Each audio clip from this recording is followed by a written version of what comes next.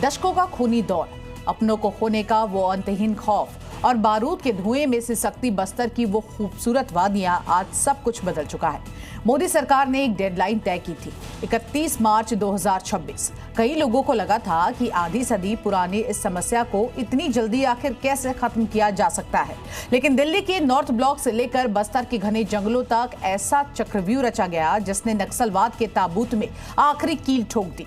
आज बस्तर की उन गलियों से जहां कभी सिर्फ बंदूकों के बटों की आवाजें और गोलियों की तड़तड़ाहट गूंजा करती थी, आज वहां से ढोल और नगाड़े उत्सव की आवाज आ रही है। देखिए वहां से एक खास रिपोर्ट।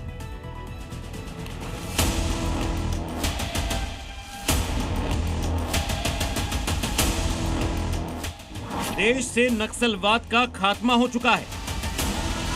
जहां कभी लाल आतंक का खौफ था, वहां उत्सव मनाया जा रहा है। जिन फिजाओं में कभी गोलियों की आवाजें गूंजती थी, वहां ढोल नगाड़े बज रहे हैं। छत्तीसगढ़ के बस्तर में नया सवेरा लोगों की उम्मीदें जगा रहा है। यह सब संभव हुआ है मोदी सरकार की उन नीतियों से, सुरक्षा बलों के उस चक्रव्यूह से, जिसने देश से लाल आतंक का अंत कर दिया। 1970 का दशक, यानी वो दौर जब देश के नक्शे पर लाल आतंक ने अपने खूनी पैर पसारने शुरू किए थे। बस्तर के घने जंगल आदिवासियों की ढाल बनने के बजाय नक्सलियों की मांद बन गए। लेकिन साल 2026 की ये तस्वीरें गवाह हैं कि इतिहास बदल चुका है। गृह मंत्री अमित शाह जब जगदलपुर पहुंचे तो उनके शब्दों में चुनावी वादा नहीं, बल्कि एक ऐतिहासिक जीत का गौरव था। शाह ने साफ कर दिया, 1970 के दशक से चला आ रहा नक्सलवाद का खूनी दौर अब हमेशा हमेशा के लिए समाप्त हो चुका है। मैं आज यहां खड़ा रहकर सीना तान कर कह सकता हूं कि भारत नक्सल मुक्त हो चुका है। और एक ऐसा स्वप्न था, जो स्वप्न को सिद्ध करने के लिए हजारों जवानों ने अपना बलिदान दिया। ये जीत यूं ही नहीं मिली, इसके पीछे था मोदी सरकार का वो अचूक चक्रव्यूह, जिसे सुरक्षा बलों ने जमीन पर उतारा था।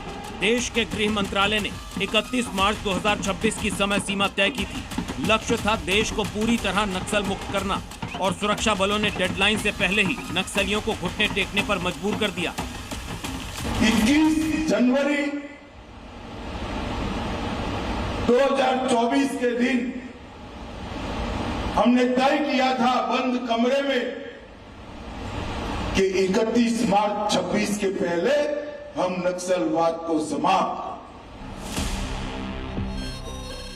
इस चक्रव्यूह के दो सबसे बड़े हथियार थे, पहला अटैक और दूसरा डेवलपमेंट।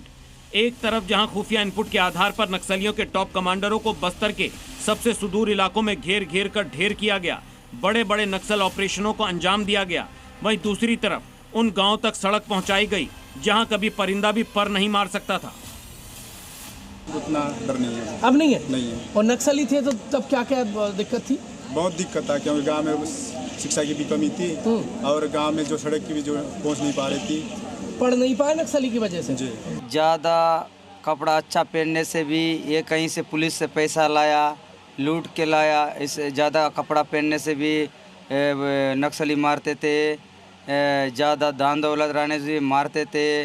ना रोड बनाना नहीं, पुलिया बनाना नहीं। पुलिस भर्ती में जाना चाहता था, लेकिन इन नक्सलियों के द्वारा जो है उस दरमियान उन्होंने मेरे सारे दोस्तों के और हमारे जितने भी हमारे साथीगण हैं, उन सारे लोगों से पूरे दस्तावेज छीन लिए।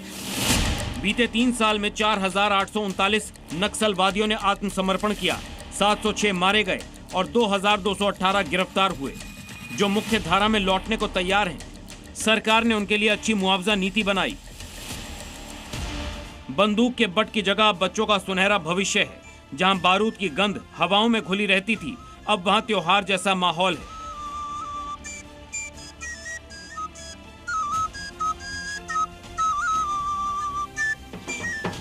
बस्तर की इन गलियों में रहने वाले आदिवासियों ने पीढ़ियों से सिर्फ डर देखा था। हर सुबह इस खौफ के साथ होती थी कि शाम को उनका कोई अपना घर लौटेगा या नहीं। हमारे लोग बहुत तड़पे हैं 40 साल तक। नक्सलियों ने तड़पाया? तड़पाया। मेला मंडई रोक दिए थे, शादी ब्याह रोक दिए थे हमारे, रोक दिए थे क्योंकि वैसी मन में होता था भैया, इतना धूमधाम शादी नहीं होता था। लेकिन आज वहाँ उत्सव मनाया जा रहा है। लाल आतंक का सूर्यास्त हो चुका है और विकास का सूरज बस्तर के आसमान पर चमक रहा। चाहे ये हो या ये हो, ना तो खुलकर अपनी संस्कृति के हिसाब से रह पा रहे थे, ना अपने हक की आवाज बुलंद कर पा रहे थे, क्योंकि नक्सली इस कदर आतंक काट रहे थे कि ये अपने हकों से वंचित हो रहे थे।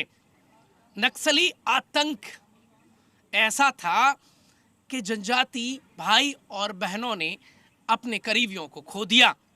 ना इनका कोई गुनाह था, ना इनका कोई कसूर था, फिर भी बेवजह इनकी जान इनके करीबियों की नक्सलियों ने ले ली। शाह का ऐलान राजनीतिक नहीं था। ये उन हजारों बेगुनाह आदिवासियों और शहीद जवानों को सच्ची श्रद्धांजलि है, जिन्होंने इस लाल आतंक की वेदी पर अपनी जान गंवाई।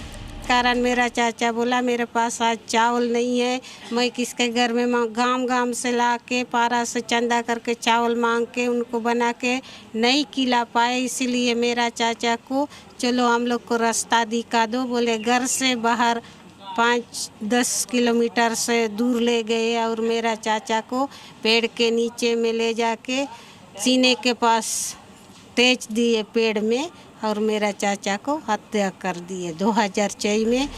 आज बस्तर रो नहीं रहा, आज बस्तर मुस्कुरा रहा है। बस्तर की हवाओं में अब शांति है, चैन है और अपने सुरक्षित भविष्य का भरोसा है। मोदी सरकार की दी हुई 31 मार्च 2026 की वो डेडलाइन इतिहास के पन्नों में स्वर्ण अक्षरों से दर्ज हो गई है, जिसने भारत के माथे से नक्सलवाद का कलंक हमेशा के लिए मिटा दिया है।